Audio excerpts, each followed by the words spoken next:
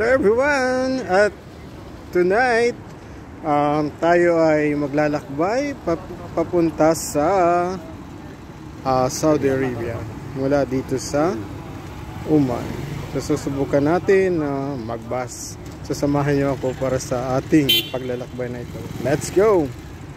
So andito tayo ngayon sa Oman, dito sa Al Kuwair. Makikita nyo ngayon dito Radisson Blu.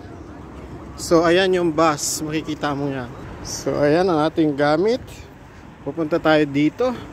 Malapit ito sa may McDonald's dito sa Al Kuwair, sa loob, sa may Radisson Blu. So ayan ang bus papuntang Saudi Arabia. So ito na nga mga kabadis, andito Oman to Saudi Arabia. So ito mga kasama natin at susubukan natin ngayon ito. So ayan yung McDonald's dito sa Al Kuwair. Papunta tayo doon sa kukunan natin ang ticket sa Land Transport. So ito Land Transport. So ayan, bubukas sila ng 8 AM to 12 PM. Ayan, 5 PM. Ito number nila. So ayan, ito sila.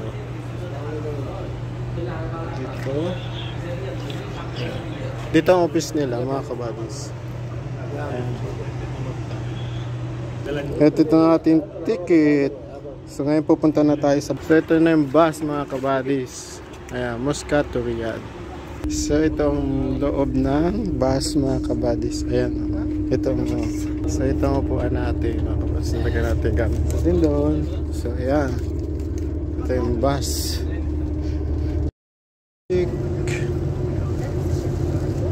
9:27 yun na evening. Alis tayo dito sa Muscat, Oman.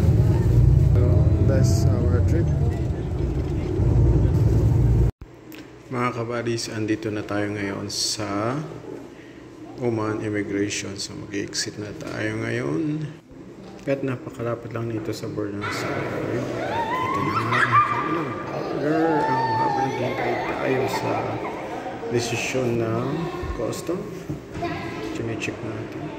Ayun na nga mga kabadis, medyo nakakapagod nga lang na travel ito, pero saksihan ninyo ang napakagandang mga tanawin habang tayo ay naglalakbay mga kabadis. Tingnan nyo naman, napakapipinong mga bukangin ang pwede nyo makita habang nilalakbay natin ang Saudi Arabia territory. So mga kabadis, so it took time talaga at mahabang pasensya yung ma-experience mo man lang isa man lang sa tanan ng buhay mo.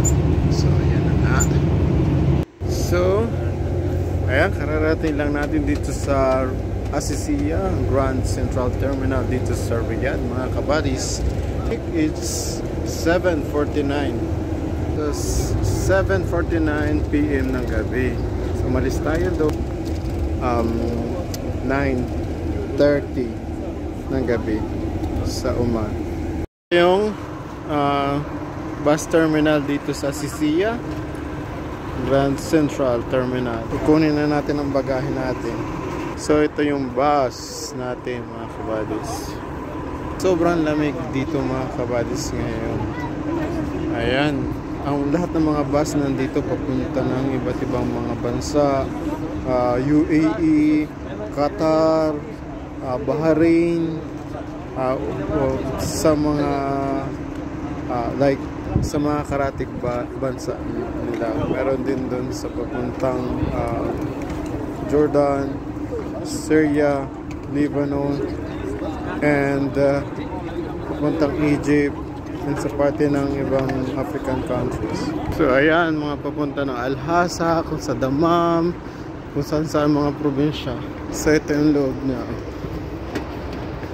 Ayan, para siyang airport din. So ayan, medyo haggard kabadis, kararating lang natin. And gas natin. Ayan, ganito yung tsura niya dito. Maraming area. Alright, napakalawak din ito mga kabadis. Ang Grand Central Terminal nila dito sa Asisiya. Pwede ka mag-book dito ng ticket anytime, araw-araw papuntang Dubai or sa UAE o sa ibang mga parte ng lugar. Dito ayan, yung mga milihan ng ticket nila dito sa mga waiting area doon.